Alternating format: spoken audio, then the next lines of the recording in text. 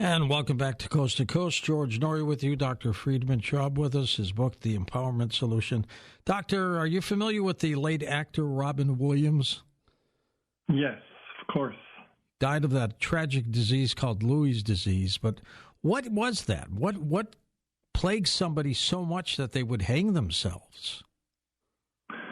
Well, I think this is where he had a persona that was, everyone loved him for being funny and spontaneous and bright. I mean, how many people's heart has he touched? And then there is this deep, dark secret of him feeling depressed and him feeling that he is withering away. And I think when we are living in this conflict, on the one hand, we want to preserve what people see us as, and on the other hand, we are just afraid of, people finding out. For many, it can be just overwhelming. In that moment, it feels like, well, the best answer is just to have an escape. And unfortunately, that was his solution. What would you recommend? And we're going to take calls shortly for you. But if somebody is struggling with anxiety, how can they become more aware of the subconscious triggers that happen?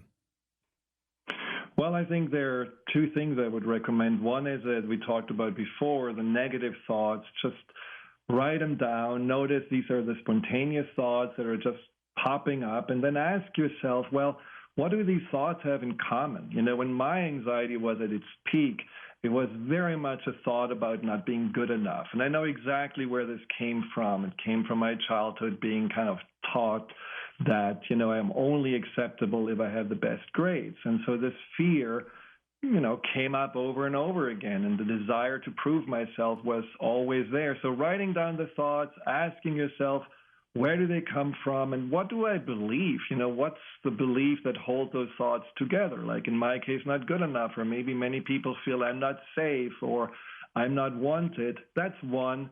The other thing is also notice the moments when you shrink. The subconscious basically gets its owner's manual on anxiety from our childhood. And so you may feel really good about yourself at work and, pillar of your community, but as soon as you are in a situation that makes you feel uncomfortable, maybe at a party and you don't know anybody and you feel nervous, all of a sudden you shrink and become like a small child hiding in the corner. What is that? Why does the subconscious do that? Just pay attention and realize there is still something from your past that hasn't been resolved. How powerful is the subconscious mind, in your opinion? I think it's the most powerful part of our consciousness. I think it is what keeps everything in check, the body, the conscious mind. I think, in your shows there is often the parasympathetic, the paranormal activity that people talk about, and that is all the subconscious being able to make us connect to that. The unseen world cannot be connected consciously. It can only be connected subconsciously, and then the information can be fed back to the conscious mind. But the subconscious is the key. It's a key to a healthier and happier life. Absolutely. By looking at just the news every day, would you get anxiety? Probably, I would guess. Well, absolutely. I mean, this is what the news does, and that's why we turn into the news, because we want to be prepared. And the subconscious says, wow, there is a world out there that's dangerous, so make sure that we are informed. And unfortunately, it's also a distortion in many ways, because even though we see wars going on and we have been dealing with a pandemic, what we are not seeing necessarily is what happens directly in front of us, because we are so distracted by what happens away from us. And when we are anxious and when we are living in this anxiety, our whole existence, everything that's good, kind of doesn't play a role anymore, and we are so stuck in this survival mode, which I think is why some people say every second American will at some point in their life have an anxiety disorder. That's a very high number, and I don't think that's acceptable. If you have anxiety and you have to go to a doctor, what kind of doctor would you go to? A neurologist, psychiatrist, what kind? Well, I would go to a psychiatrist if I really feel like I need medication. I mean, you can even start just with your general practitioner. They can often, get you through the first hump, but then also look for someone to work with, a counselor, a coach, whatever it is. Just know sometimes bringing it out there and admitting that you have anxiety is the first step of feeling better, because there is nothing to be ashamed of. It's not a disorder that this is a weakness or just an illness. There is often just something that we all deal with, but no one helps us or tells us how to deal with this. And there are very powerful and simple ways to make your anxiety not only less, but really also go away. And I see this every day in my practice. Out of 10 people, how many do you think have had anxiety attacks? Anxiety attacks, I would say at least every third. Wow, that's a high number. That's a very high number, absolutely. And for some, it's something that they're just going to live with because they feel that's who they are. And some feel it just, contextually, for, let's say, they go through a divorce or a job change or something, then that comes up. But yeah, it's definitely a high number. Anxiety is an emotion that's natural, but when we really feel it all the time, it is not something that should be, is sustainable for our body and our mind. Let's go to the phones. Let's go to first-time caller Aaron in the state of Washington. Hey, Aaron, thanks for calling. Oh, my God. It's so nice to hear from you guys. You guys have been amazing. You've really helped me through a really hard time. Well, thank you. I'm glad we were able to help you, Aaron. Yeah, so I grew up in a really weird situation. I had 5 brothers and sisters and mom and dad that traveled between Mexico, Baja California, and Seattle, Washington. And I was little, really, I'm talking like 2, 3, 4, 5 years old with like 4 or 5 brothers and sisters at the time.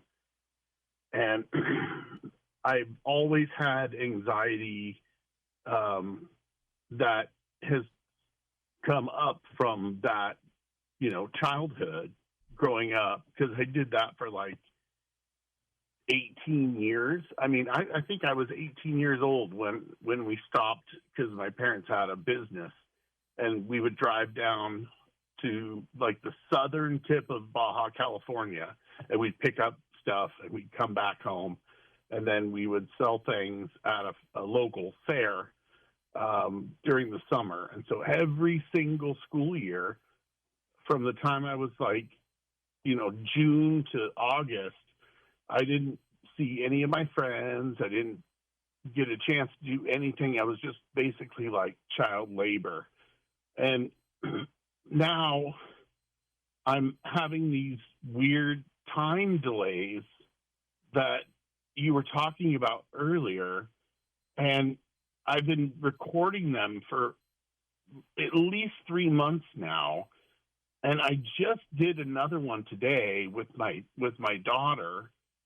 And I figured out a way to like slow down time, because I'm trying to like get to school for her, or I'm trying to get to work, and I do this weird little thing in my head, and I've gotten her to do it too.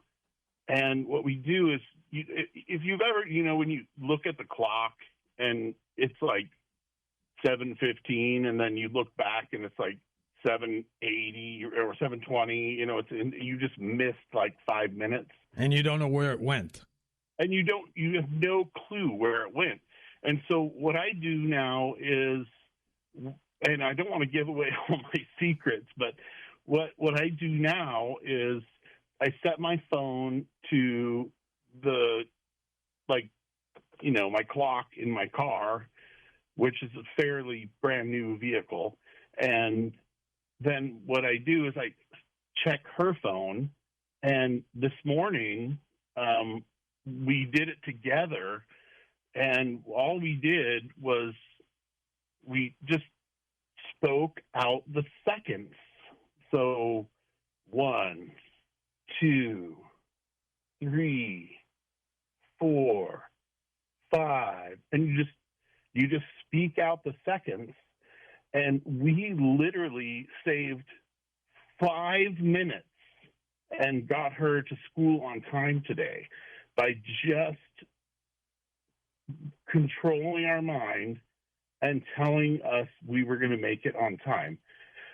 And I've written this down now for almost 3 months, and every time I need to do it, I just concentrate, and I literally just focus on counting out the seconds, and I can literally slow down time. And I've actually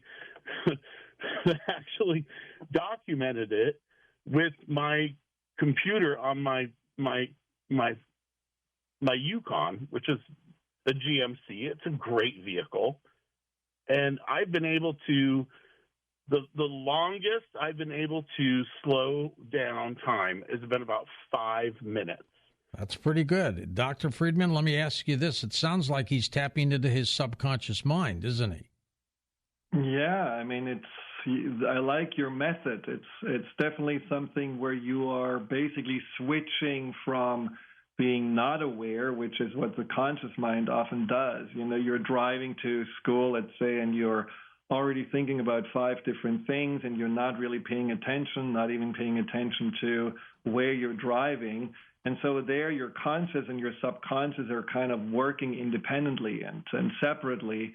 But what you do by slowing down this time, by simply getting an awareness of the second, you're also connecting to your subconscious. It's almost like you're getting into a trance, and therefore you see things much more clearly. It's like from a tunnel vision with your conscious mind, you all of a sudden have the whole periphery open, and you see probably much better also how to go and weave yourself through traffic in a way that you will be on time. And so I think it's a wonderful practice to also make more out of time by simply slowing it down. And I can imagine, based on your history, where a lot of months are just passing by as a child, which you probably didn't like, this whole travel. And there was a lot of wasted time. For you, knowing that you can actually slow down time and make the best out of it is like a healing balm. Big time. Thank you, Aaron, for the call. East of the Rockies, Keith is with us in Cleveland, Ohio. Hi, Keith. Hi, George. George, I first want to thank you. I love the show. I was in the front row. Well, fantastic. In Columbus. And I hope you did, George, did you get the T-shirt I made for you? We have the T-shirt. I'm in St. Louis, but our assistants took it to L.A. I'll get it when I get back in a few months, yes. Okay, good, because I made you a special one. Yes, you did. And I wanted to, it's very interesting, Doctor, you're talking about issues. I am blind. I always haven't been blind, but I've always had a problem with being claustrophobic. And sometimes even being blind now, that still stifles me, being in very, very large crowds. Like when I went to the show to see George, luckily I was in the front row. But if I'm in a large crowd and it's a very tight set crowd with seating, or if I'm in even a facility and I'm extremely, extremely high or extremely low, it's amazing how scary I get. My heart starts pulsing. It's unbelievable. I don't know why I've always been like that. Have you had any experiences of being locked in a closet or something that you would say, yeah, that's the first time when I was younger I had this claustrophobia? I honestly don't believe so, even though my brothers have said in the past that we always used to play around and do interesting things. And I remember they even said, oh, sometimes, Keith, we used to lock you in the closet in the attic. And I'm like, what? Well, that could be something you have subconsciously suppressed as a memory, but that can still be where it all stems from. And so one thing that I always advise people to do is to see that anxiety almost like a little kid that still lives inside of your mind and is still afraid to being locked into this closet by the brothers, and simply have a conversation. I mean, in general, would you say you're safe even though you cannot see, do you feel that either you're with someone or you know your way around consciously, so nothing can really happen? Or do you also consciously feel, well, this is actually a pretty dicey spot for me being in a crowd? I've dealt with it in the respect that I'm with a crowd in a certain area, and that's just something I've gotten used to and I deal with, even though it still can be very, very, very uncomfortable. I just try to calm myself, take deep breaths, and think it will end. Do you have any support with you, or do you usually go alone? At times, I usually am with my brother, so it's usually times that or places I go with my brother if I'm in large crowds, or even doing certain things, even being anymore on an elevator that's packed. That I get queasy. Interesting, but you can't see anybody, Keith, right? No. Yeah. How do you feel the presence of other people? I feel the presence by almost being to a degree of suffocating. I feel almost stifled. Does that happen a lot, Keith? When I'm with a lot of people, small areas or closed areas, at times, yes.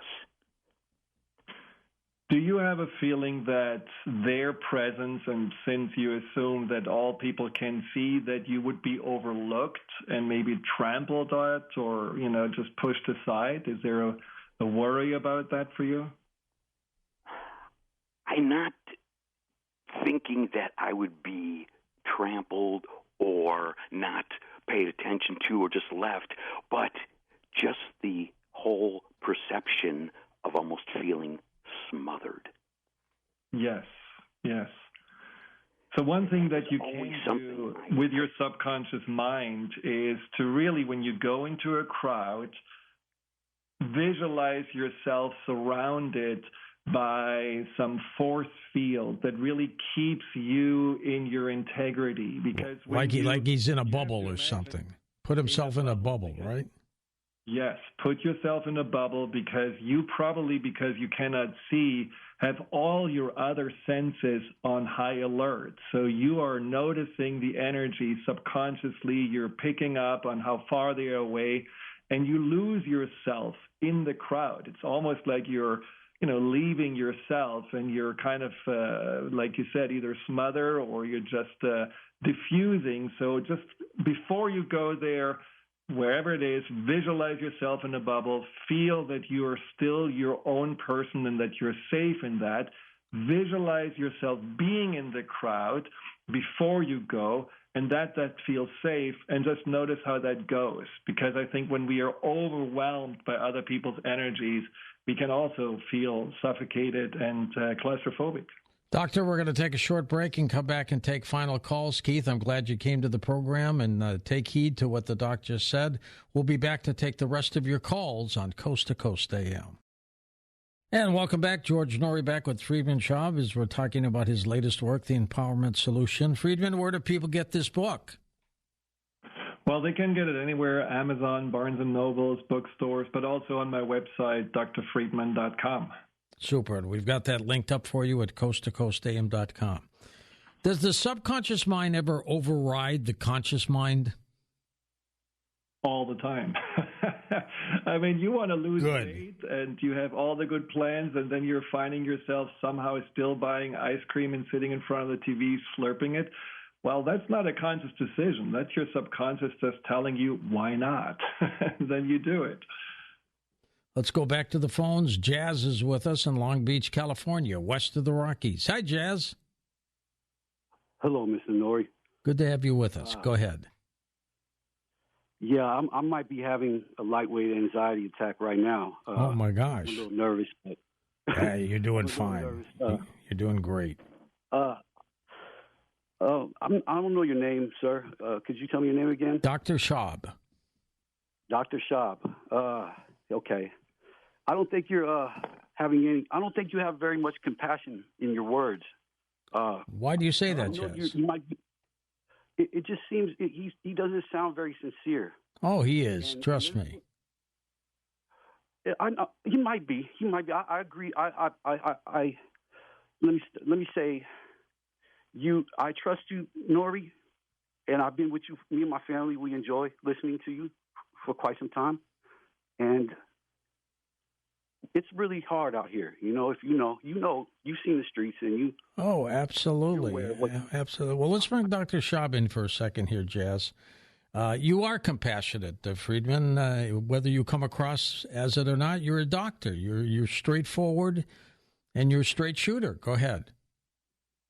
Well, without compassion, I certainly couldn't do my work. And since I know what anxiety feels like, I had it for 30 years, I have all the empathy and compassion for people that are suffering with anxiety. But my job is also to help people to understand that they don't have to live this way, and that anxiety is not there to harm them, even though it feels like it. But anxiety is there to protect them. It's just a misconception on a deeper level of your mind that thinks you need to constantly be protected and defended from others. And so the goal is just to update how you have been feeling and thinking. And that's possible. That's possible for everyone. We just have to find the tools to get there. Jazz, what is it that you don't think you're hearing to make you think that the doc is compassionate?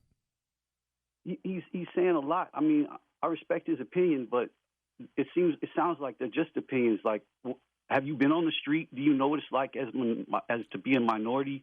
What do you suffer? What have you say you were on the streets for 30 years and now you're a doctor? I mean, I'm 45 years old now, and I'm suffering a lot because of my desire. A lot of us are suffering because of the desire of suffering, so to speak. And well, he's one of the few doctors who have gone through what he's telling us that people go through. So he's putting his money where his mouth is, Doc. Well, and I'm not a minority, absolutely. I'm a white male, so I don't necessarily have that experience. But see, anxiety doesn't really distinguish between color of the skin or where we come from. We all can have anxiety, and for all people that have it, it feels real. It feels like a trap, but it doesn't have to be this way.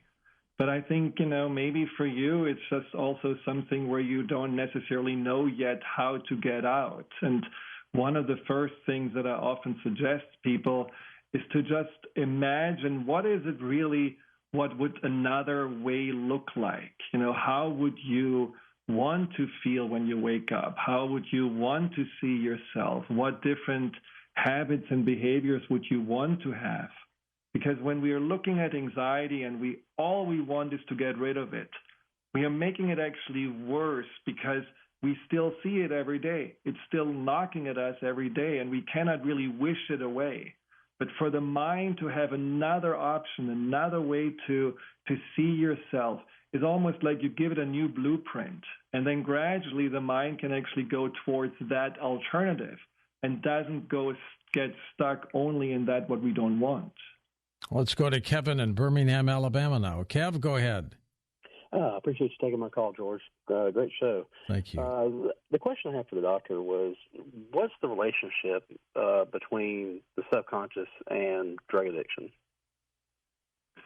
Well, the subconscious it's an interesting question. The subconscious basically uses drug addictions as a way to escape. I mean, for many people, it's a way to not have to deal or to feel also somewhat better and feel that they don't have to go through so much pain. And the subconscious, what it does, ultimately, it's protecting us. But you could say, well, why does the subconscious not protect us from the drugs? Because the subconscious doesn't necessarily have a long-term vision. It's really much more about the instant relief. And a drug can feel like an instant relief, whether we are depressed or whether we feel anxious or we feel just not good enough and use a drug because of that.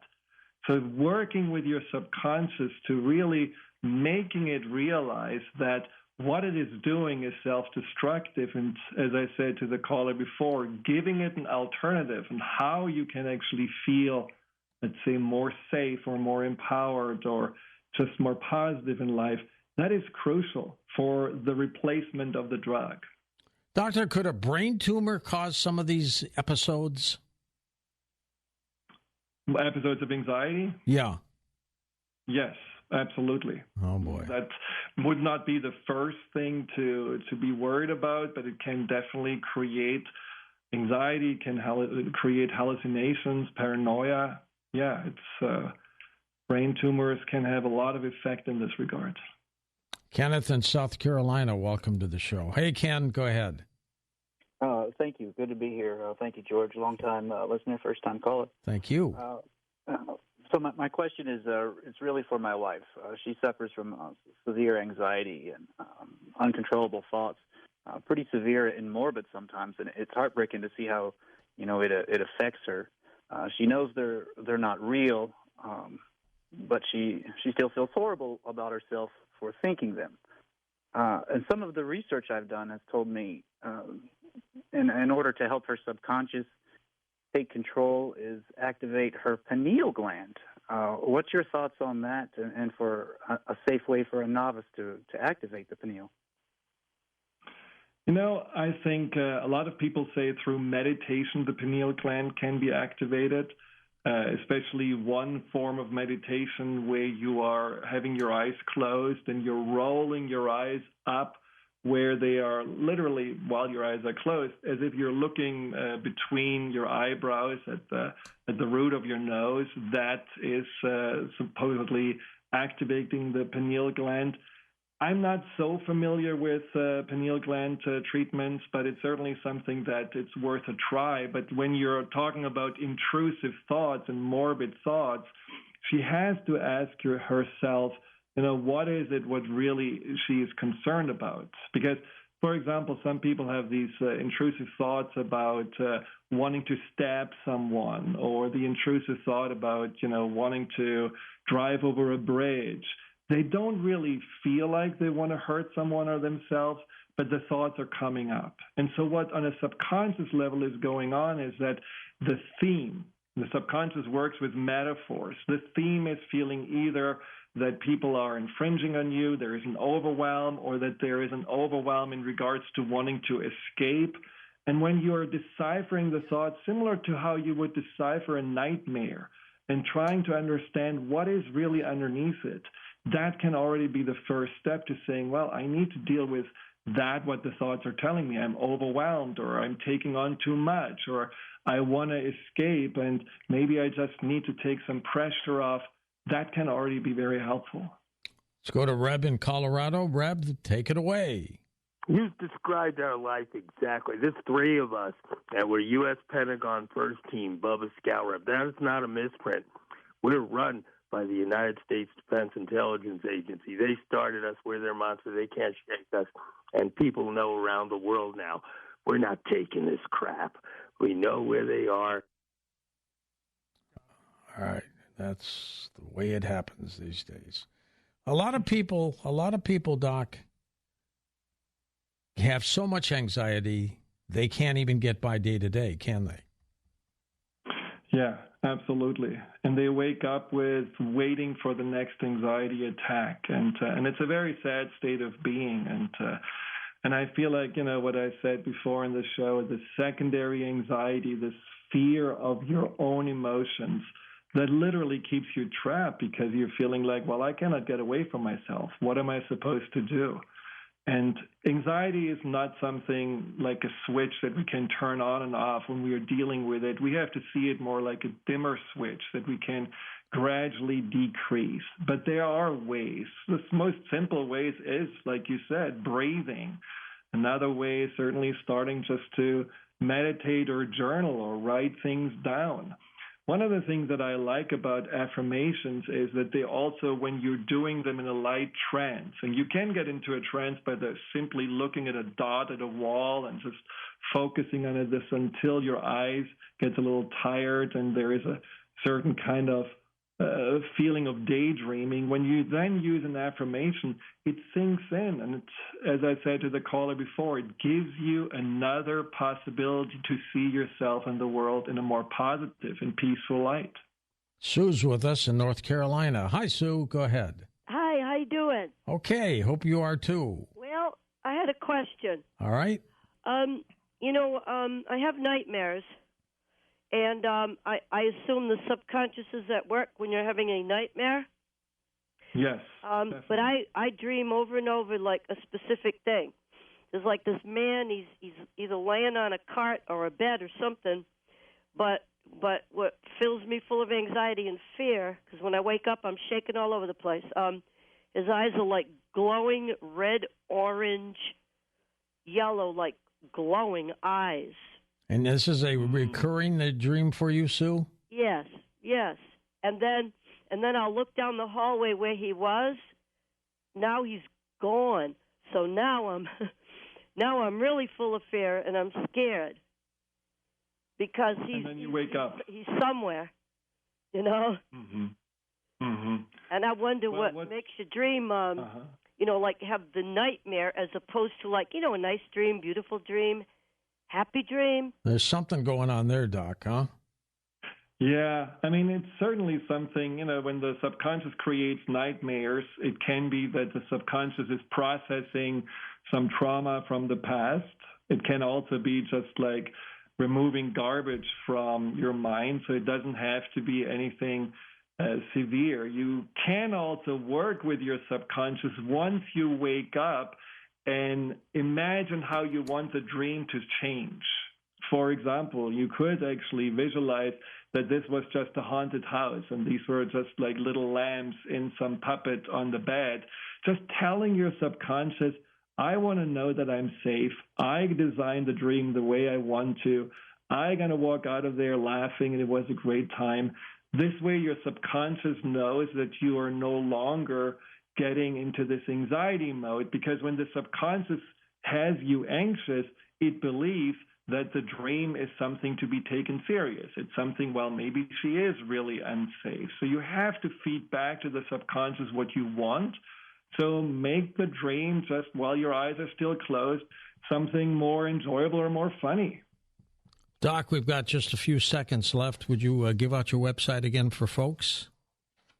It's drfriedman.com. We have that linked up, folks. Friedman.com. So you don't have to worry about the spelling. He's also on Twitter X. He's on Facebook. He's on Instagram. He's on YouTube as well. What's your next project, Doc? Well, I actually do have a class coming up. It's a video seminar called From Anxiety to Empowerment. And for people that have listened to the show, they can use the promo code George to get 50% off. All right, great. And that's available through your website for sure. We're going to come back in just a moment on Coast to Coast and talk about some ancient artifacts that you'll really enjoy.